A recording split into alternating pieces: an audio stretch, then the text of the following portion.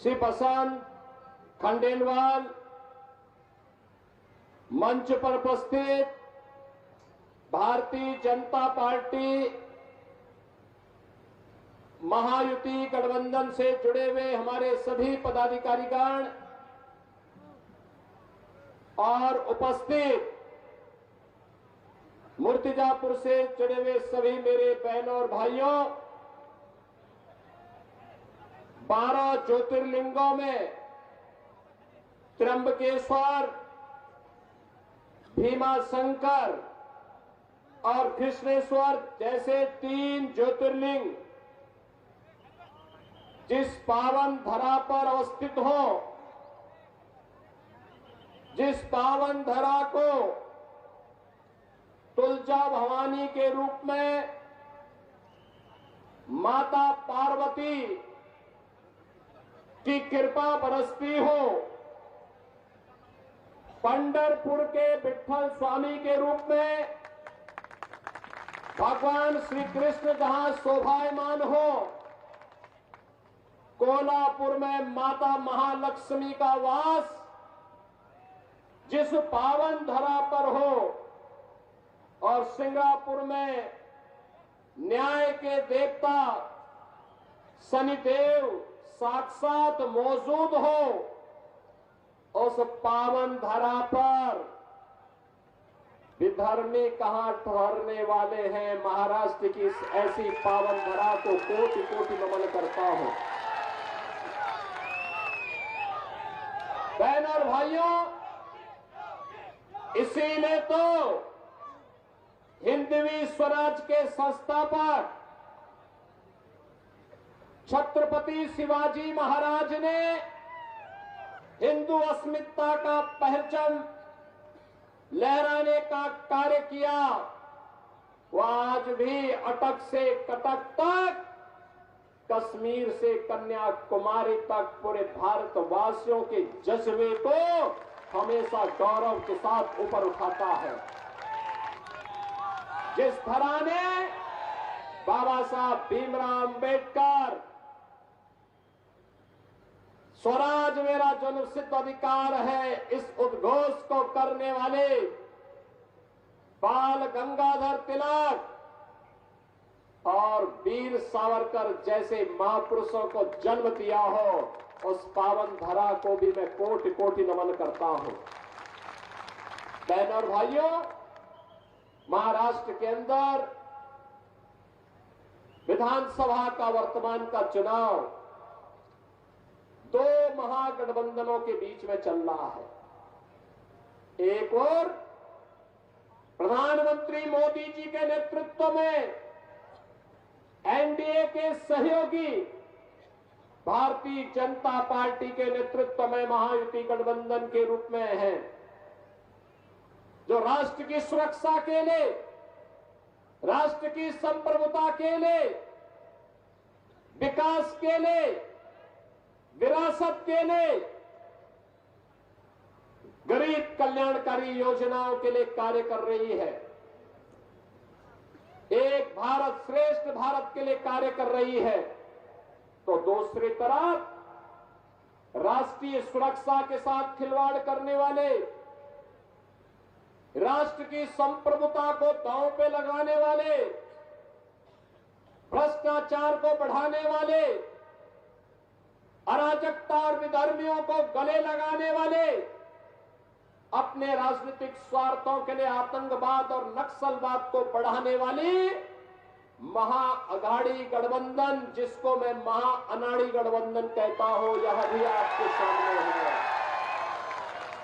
बहनों और भाइयों, मैंने इसे महाअनाड़ी इसलिए कहा क्योंकि इनका राष्ट्र धर्म से कोई मतलब नहीं है। एक तरफ महायुति गठबंधन मोदी जी के नेतृत्व में कहता है कि तेरा वैभव अमर रहे, मां हम 3-4 रहे न रहे, और दूसरी तरफ महाअघाड़ी गठबंधन के लोग कहते हैं कि मेरा वैभव अमर रहे, मां चाहे तुम रहो न रहो। और इसीलिए मैं आपसे सावधान करने के लिए आया हूं। कुछ उदाहरण आपके सामने याद करिए। बाबा साहब भीमराव अंबेडकर ने संविधान दिया। बाबा साहब भीमराव अंबेडकर को कांग्रेस ने अपमानित करके चुनाव करवाया।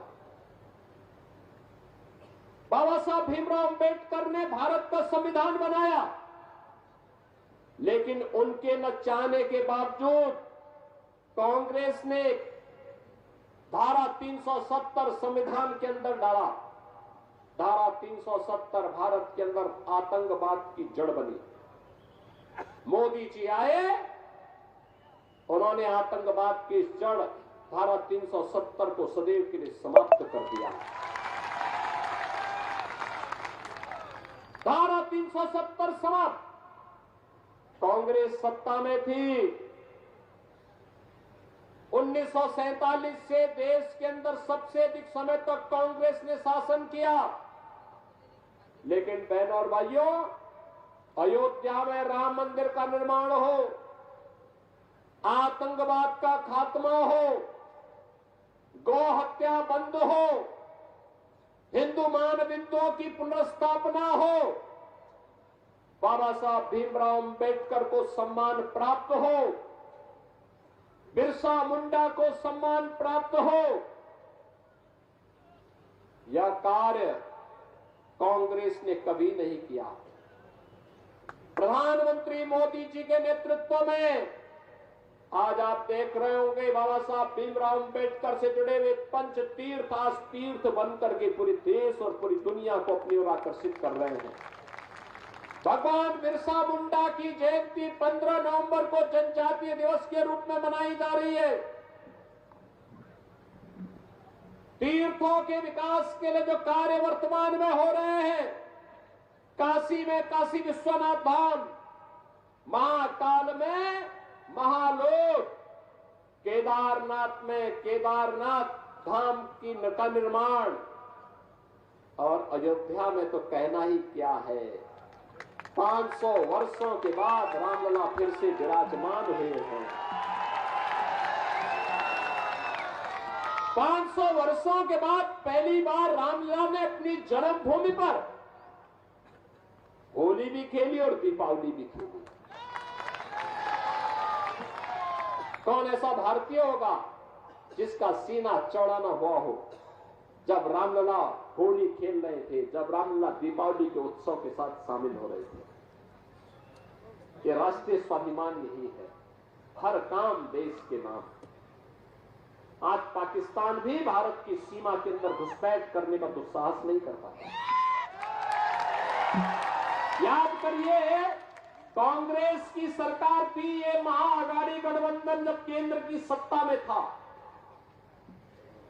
तब देश के अंदर कोई आतंकी वारदात होती थी, नाम पाकिस्तान का आता था।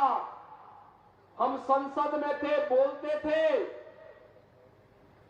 कि भाई इसके खिलाफ कार्रवाई होनी चाहिए, तो कांग्रेस के नेता कहते थे नहीं नहीं ये सब मत बोलो, संबंध खराब हो जाएंगे।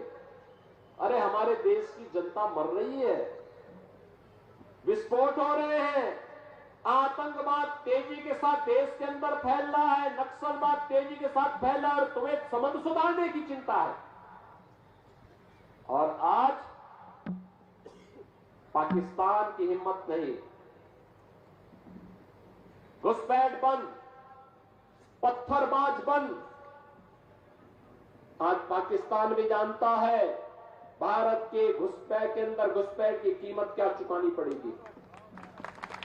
आज पाकिस्तान भी जानता है, पाकिस्तान प्रस्त भी जानते हैं कि रामनवमी के जुलूस पर पत्थर फेंकने की कीमत क्या चुकानी पड़ेगी। वहां भी इस बात को जानता है कि हनुमान चालीसा का पाठ रोकने की कीमत क्या चुकानी पड़ेगी। और इसलिए बहनों और भाइयों, मैं आप सबसे कहने के लिए आया हूं, पाकिस्तान आज वैश्विक मंच पर रोता है कि हमें बचाओ, कहीं भारत हमला न कर ले। एयर स्ट्राइक और सर्जिकल स्ट्राइक कब है उसे है।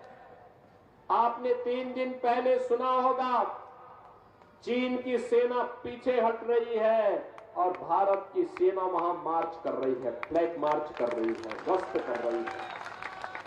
ये है नया भारत।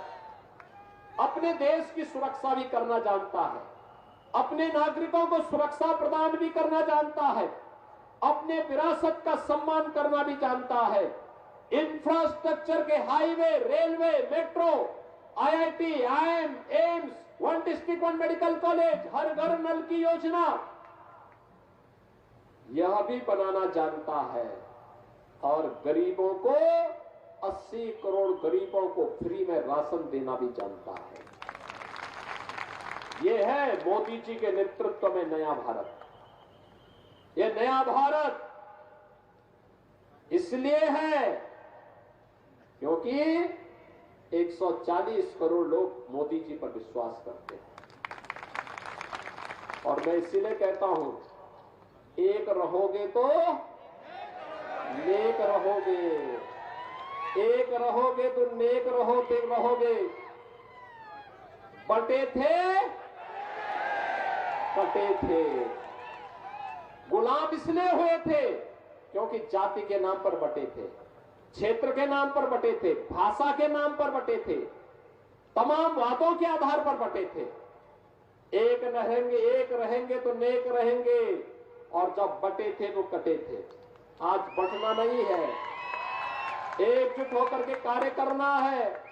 और एकजुट होकर के कार्य करके भारतीय जनता पार्टी की महायुति गठबंधन को फिर से महाराष्ट्र की सत्ता सौंप करके महाराष्ट्र के अंदर मोदी जी के नेतृत्व में भारत चल रहा है।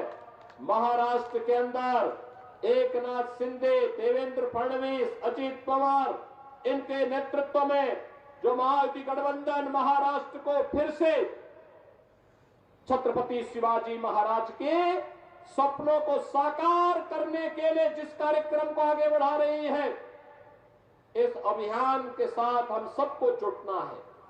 आप सभी से मैं अपील करने के लिए आया हूं।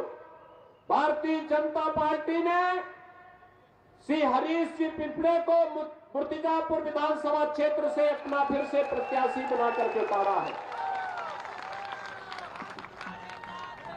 बसंत खंडेलवाल को अकोला से और श्री प्रकाश वर्षा कले को अकोट से, इन सबको आपका आशीर्वाद प्राप्त होगा।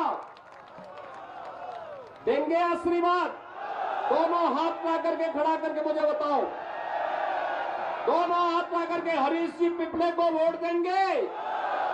भाजपा और महायुति गठबंधन को विजयी बना के भेजेंगे? भारी बहुमत से विजयी बना के भेजेंगे? हरीश जी पिपले को चौथी बार बना के भेजेंगे ना? इस बार चौका लगेगा, चौका लगाएंगे ना? तो फिर मेरे साथ बोलेंगे, भारत माता की, भारत माता की, भारत माता की जय श्री राम, जय जय श्री राम।